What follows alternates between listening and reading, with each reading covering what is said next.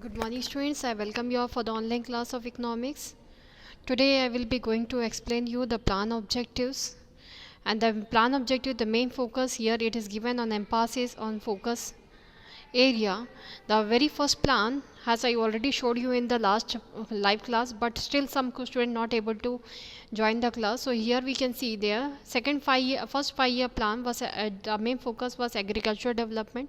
The second 5 year plan was input substitution led growth, heavy and basic industries. The third 5 year plan was on economic sufficiency, that is the food. Fourth 5 year plan emphasis on technological reforms in agriculture, growth and stability. Fifth 5 year plan focus was elimination of poverty, in which we have learned we have got the great achievement. 4.5 it was the target and we achieved 4.9. Sixth 5 year plan, the focus was food and fuel strategy. Here also 5.2 the target was there and exactly we achieved the target. Seventh 5 year plan, that was human resource development. In that we achieved the very great highest achievement was there.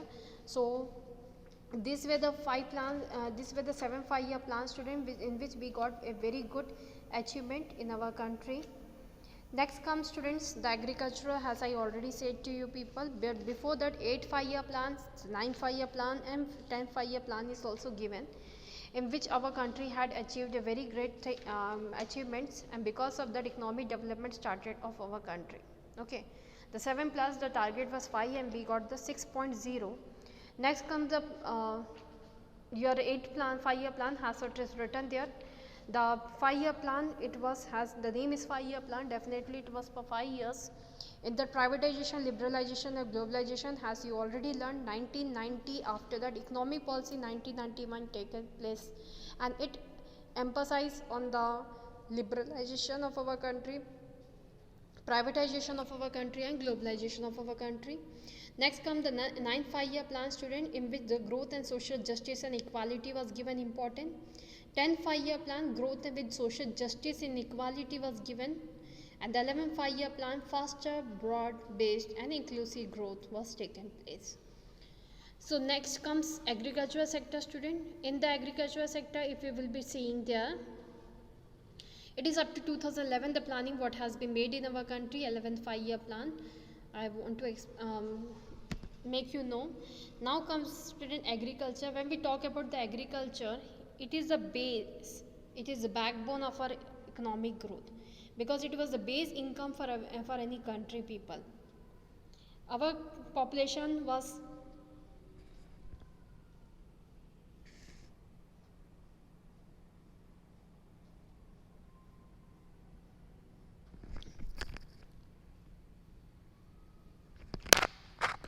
sorry for the disturbance. Here it comes agriculture, which is the backbone of the Indian economy, and prosperity for agricultural sector. It stands for the prosperity of our Indian economy, has the main base occupation of our country people was agriculture only. People know how to do best agriculture, and for that the soil also support, and the soil and the climate of our country also support for having the high production in the food grains.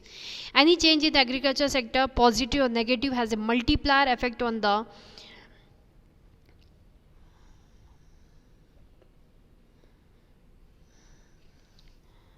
entire economy, definitely, because our economy stands from the agriculture economy only, and any result, negative result will be coming, and or the positive result, that is a good thing, that it can affect the entire economy. The agriculture sector acts as a bulwark in maintaining food security and consequently national security as well. Why? Maintaining food security, our own people food need can be fulfilled by our own agricultural sector, as well as export of the excess quantity of food grains can help us to maintain the natural security as well.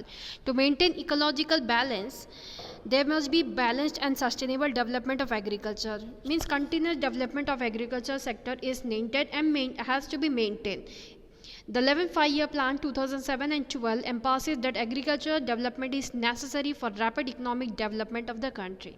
Features of Indian agriculture, if we will see, the very first feature of Indian agriculture is the country has a huge variety of crops comprising of cereals, non-cereals, pulses, oil seeds, cash crops like sugar cane, cotton, jute, potato, etc.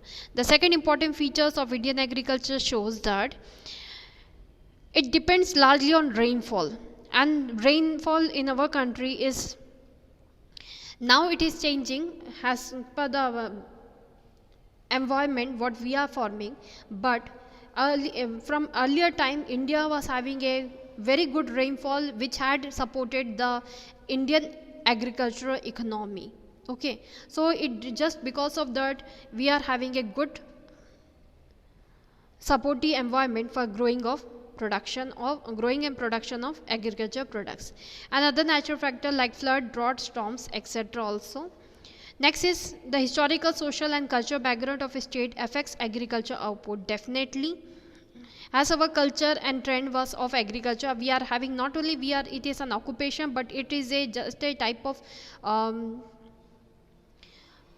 you can say it is a culture of our people to have the agriculture.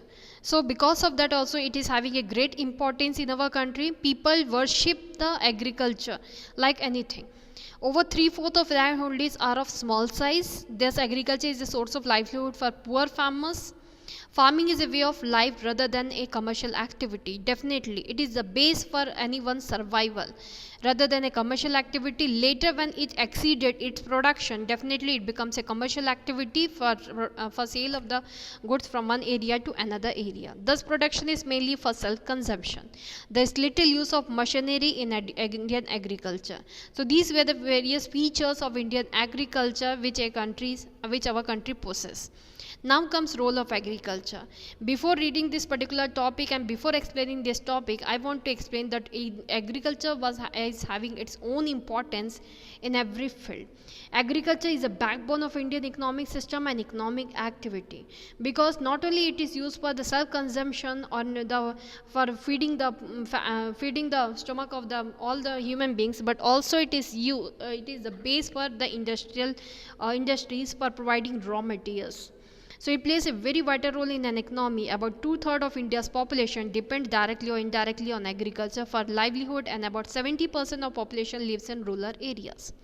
The role and contribution of agriculture in the Indian economy is clear from the following considerations. Source: Economic Survey 2009 and 10. Share in national income. Agriculture is the main source of our national income. In 1950 to 51, it contributed over 50% to the national income. At present, it contributes 13.2% to India's gross domestic product (GDP) at constant price. Since such a large part of national income comes from the agriculture sector, it shows how important it is for our economy. Statistics reveal that share of agriculture in national income in UK is 2%, in USA 4%, in Japan 5%.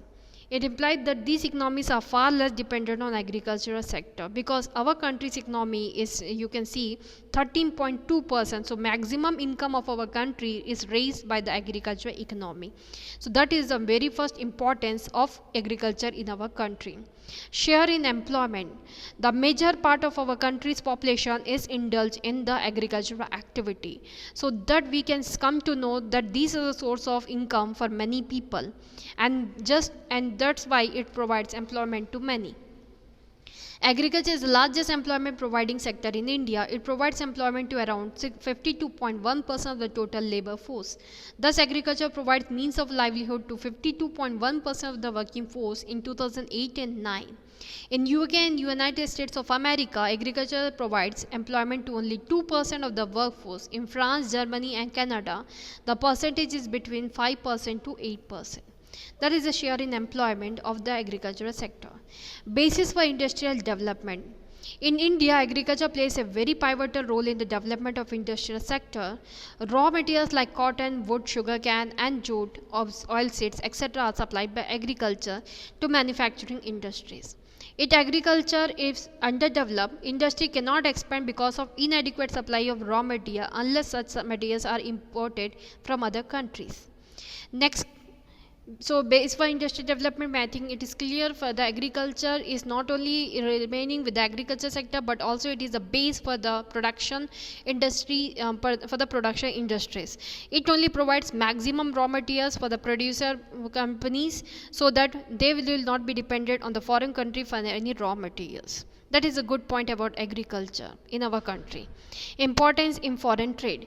Agriculture plays an important role in countries' international trade. The contribution of this sector in total export earning was around 12.2% in 2008 and 9. The main items exported are spices, cotton, jute, tea, oil cakes, etc. The share of agriculture import in total imports are around 2.7% in 2008 and 9. So you can see how much our country was dependent on outer side country for the products, 2.7%, but our export was 12.2% in the agricultural sector. The result is that agriculture sector has emerged as a net earner of foreign exchange.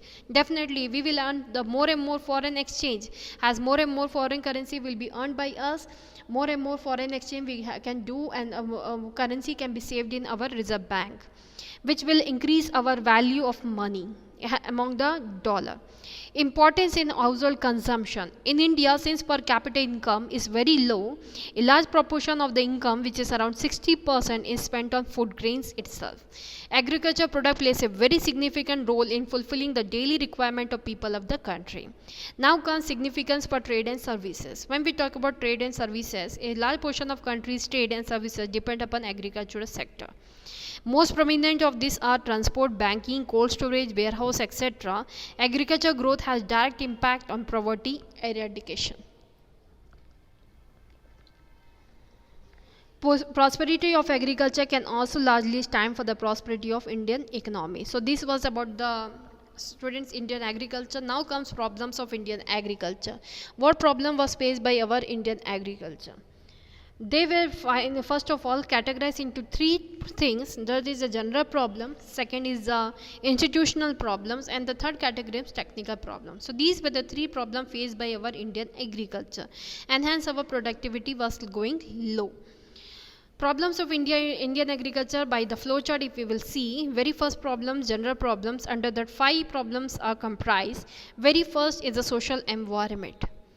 In the social environment, when we talk, the social environment of villages is an obstacle. There are cultured people, but their way of thinking is not broader.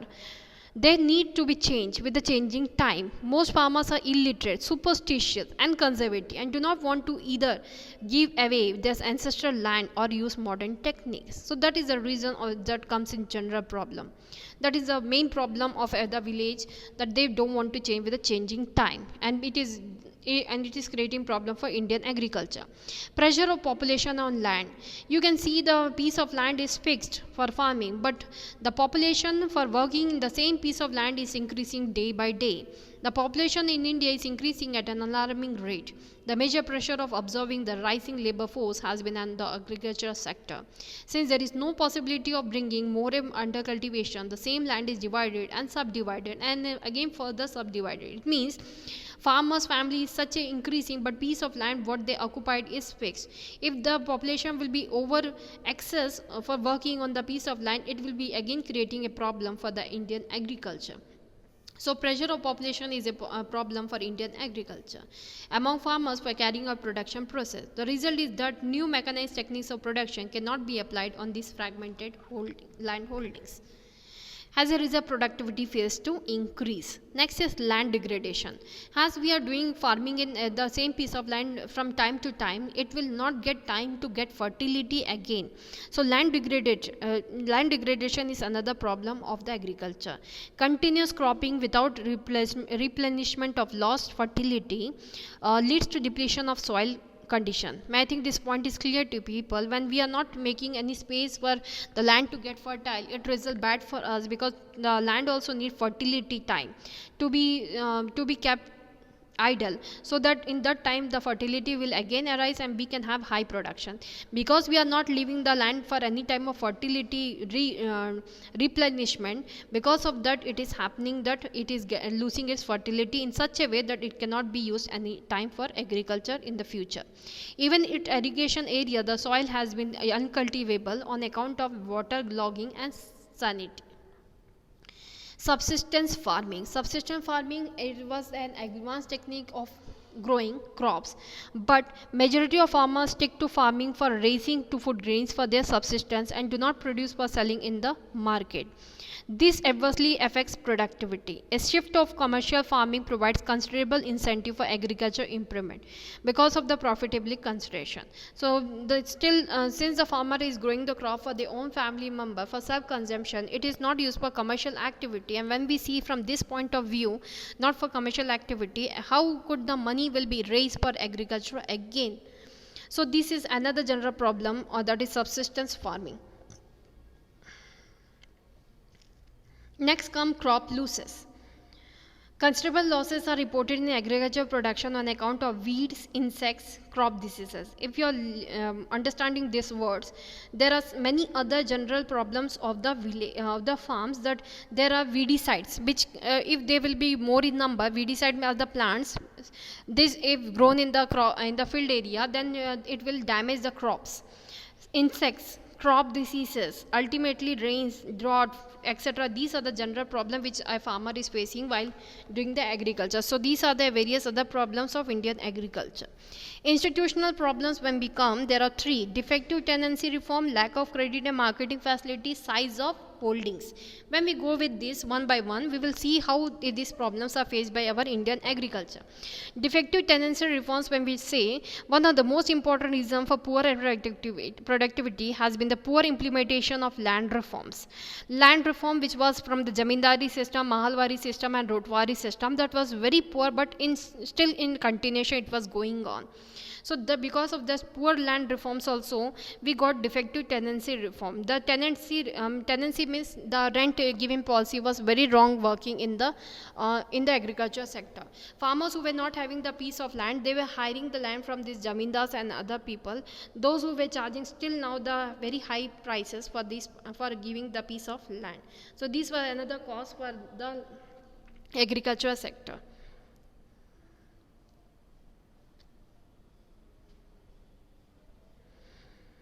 So now comes defective tenancy reform, in which it says one of the most important reasons for poor productivity has been the poor implementation of land reforms. The farmer does not have the capacity and willingness to increase the production. Lack of credit and marketing facilities. This is another institutional problems of the farmers, that they were not able to take credit. Banks were not opened that time for those farmers who want to start the farming, but they want the money as on loan. Due to inadequate credit and marketing facility, the cultivators are not able to plan their investment in agriculture. Those farmers who know how to grow the crop, but they are having financial crisis, even the banks hesitate to give them the loan, because the farming is uncertain whether they will be getting or not. That is it down. Because of that, they were not getting easy loan from the banks. If this facility are provided, they can go a long way in improving the agriculture productivity in India. Size of holdings. Statistics show that per capita cultivable land is just 0.2% per hectare, and almost 3/4 of the holdings are of a size less than 2 hectares.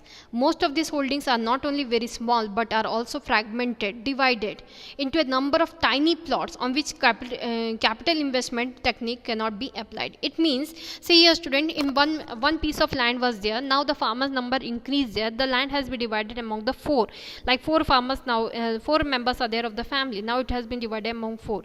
What is their size of the plant is same, but it again fragmented into small pieces. In that small pieces of land, it is very difficult to capture the capital intensive technique. Small piece of land, it cannot be done.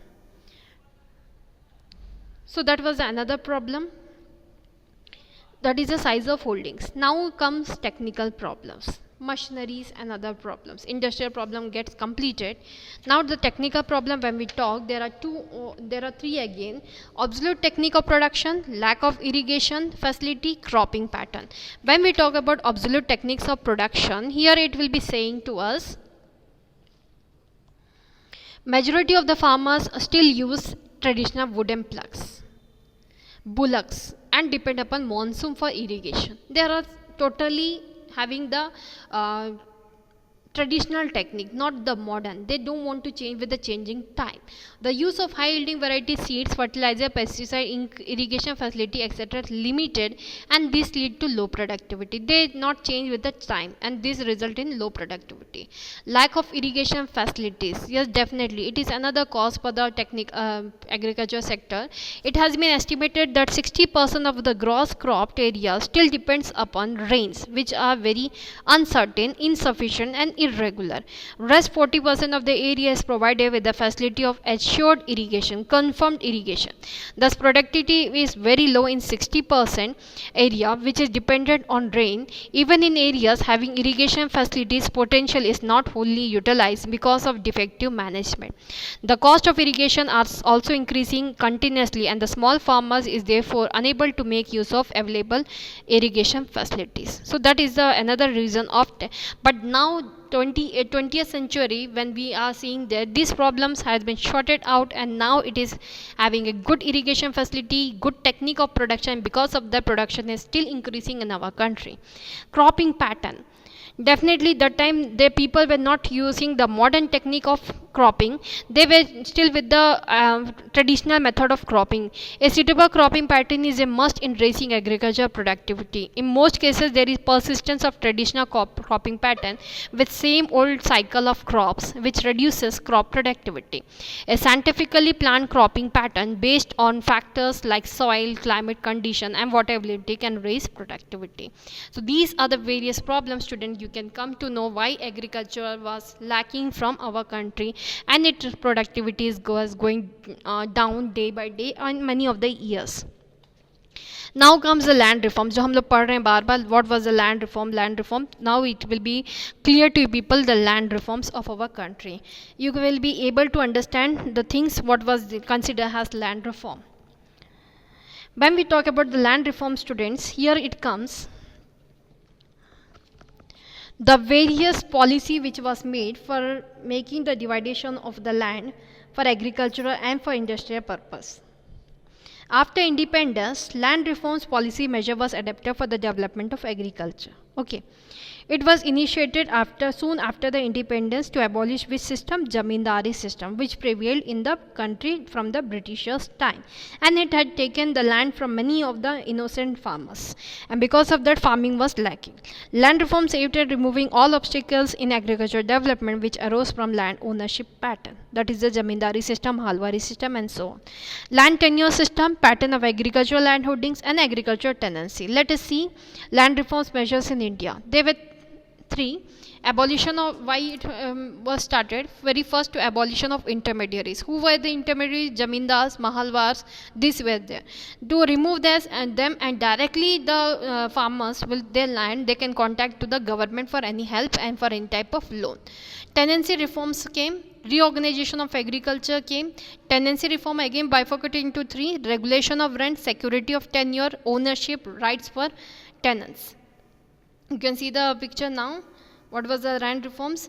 Then the reorganization of agriculture sector, when we see, there are again three are there: redistribution of land, consolidation of holdings, cooperative farming. So these were the three reforms, and under which the things was done. Let us see carefully what was the reform, where it started, which the place it started. The land reforms were now more successful in Kerala and West Bengal because the government of these states were committed to the policy of land to the tiller. Okay. Abolition of intermediaries. When we say abolition of intermediaries, in India there existed a large army of middlemen like Jamindars, Mahalwas and Rotwas. We have learnt in the beginning chapter. Mahalwari system and Jamindari system I already explained. Rotwari system also. The Rotwas, three middlemen were there: Jamindar, Mahalwas and Rotwas, who collected rent from the actual cultivator and deposited a part of it to the government, and rest part of the money was they collected from the farmers. They enjoyed as their income. They treated cultivators as their slave. After independence, the abolition of intermediaries was given great importance. That was a demand of our people to remove the intermediaries in the collection of tax process. As a result of intermediary abolition, common land such as forest, wasteland, etc., which was occupied by these peoples indirectly, which belonged to the intermediaries, was passed on to the state government. ये सारे वापस किसको मिल गया? State government.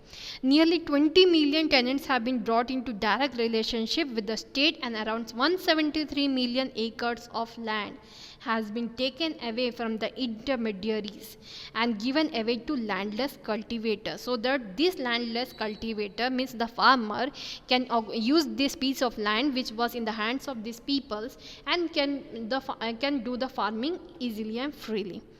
The Jamindar were paid compensation for the land taken away from them by the government. The Rotwari system was developed instead of Jamindari system. As we learned, the Rotwari was best among the other two systems, that is the Jamindar and Mahalwar, because here the peasants were directly connected to the government. Tenancy reform student. When we talk about the tenancy reforms, Jamindar did not cultivate land by themselves. Definitely they were not cultivating in the piece of land what they were occupying. They were giving this piece of land, though the land was also not of them. That land was of the farmer who had given that papers of land to the Jamindar so that they can get the loan from that particular Jamindar. And what the Jamindar was doing, he was using the piece of land what he had occupied from the peasant for giving loan to some of the tenants. They were taking from Jamindar and they were doing cultivation, and for doing cultivation they had to pay again money to the Jamindar. So that was the story of the Jamindar, how they humiliated the farmers at that time. Tenancy reform concept with the following three aspects. Regulation of rent. सबसे पहला आया rule, regulation of rent.